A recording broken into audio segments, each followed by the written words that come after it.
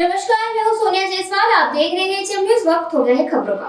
बदलापुर में बजाज फाइनेंस के नाम पर लोन रिकवरी के लिए आए 3 लोगों की गुंडागर्दी देखने को मिली। बता दें कि तीनों आरोपियों ने एक परिवार की पिटाई की और एक महिला के साथ बदसलूकी भी की।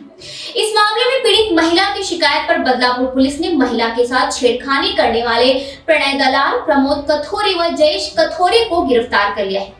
पुलिस रिपोर्ट के मुताबिक उपरोक्त 3 आरोपी बजाज फाइनेंस के लिए रिकवरी करते हैं। रविवार की दोपहर वे लोग एक ऑटो रिक्शा के लोन की रिकवरी के लिए आए थे।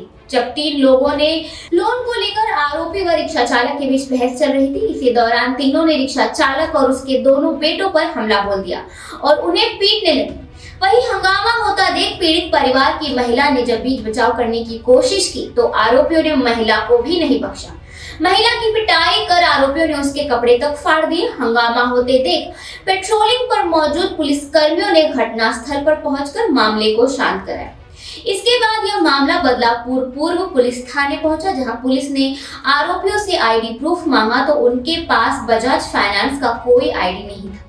इस मामले में पीड़िता के बयान पर पुलिस ने प्रणय, प्रमोद व जयेश पर धारा 354 व 323 के तहत मुकदमा दर्ज कर उन्हें सलाखों के पीछे पहुंचा दिया है। इस घटना के बाद पीड़ित महिला ने एचएम न्यूज़ से बातचीत करते हुए घटना बयां की। आइए सुनते हैं उनका क्या कहना है। कल मैं मेरे बहन के घर गई क्योंकि उसकी तबीयत खराब थी, तो मैं यहाँ से घर से खाना बना के उसको खाना देने के लिए गई थी। और उसी समय मैं वहाँ उनके घर में बैठी थी। उसी समय जो मेरे जीजा जी हैं जो रिक्शा चलाते हैं और उनका रिक्शा जो है बजाज फाइनेंस से लिया हुआ है और वो जो उनका जो ईएमआई है वो नियमित रूप से भर भी रहे हैं। गए महीने भी भरा था और इस महीने ईएमआई का डेट भी 7 तारीख का था, मतलब 7 जनवरी था। कल 2 जनवरी था और 2 जनवरी को ही बजाज के जो रिकवरी के लोग आते हैं, वो एक्चुअली रिकवरी के लड़के नहीं बोल सकते उनको, वो बजाज फाइनेंस के गुंडे ही बोल सकते हैं, क्योंकि उन्होंने वहाँ आके मेरे जीजा जी को जैसे पूछा कि आपने लोन नहीं भरा, तो मेरे जीजा जी ने बताया कि मेरा लोन परफेक्ट है, मैं पूरी तरह से भरता हूँ।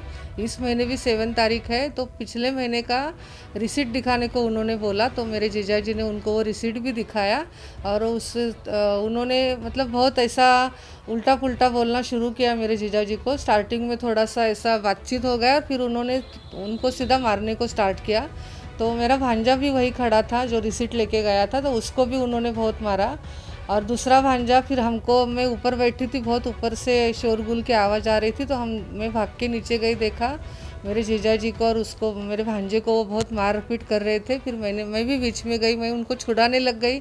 तो वो लोग 7-8 लोग थे, तो और हम सब मैं इतना हमसे नहीं हुआ पाया कि हम संरक्षण कर सके। इस बीच उन्होंने इतना मेरे दोनों भांजे को और मेरे जीजा जी को इतना मारा और मैं छुड़ाने जाती थी तो मुझे भी बहुत गंदी गाली देके मुझे धक्का मुक्की करके मेरे पे हाथ उठाया। और इस हाथापाई में उन्होंने जो किया, तो मेरे जो कुर्ती थी उसके आगे के सब बटन टूट गए और मुझे बहुत बुरा फील हो रहा है ये सब बताने को भी।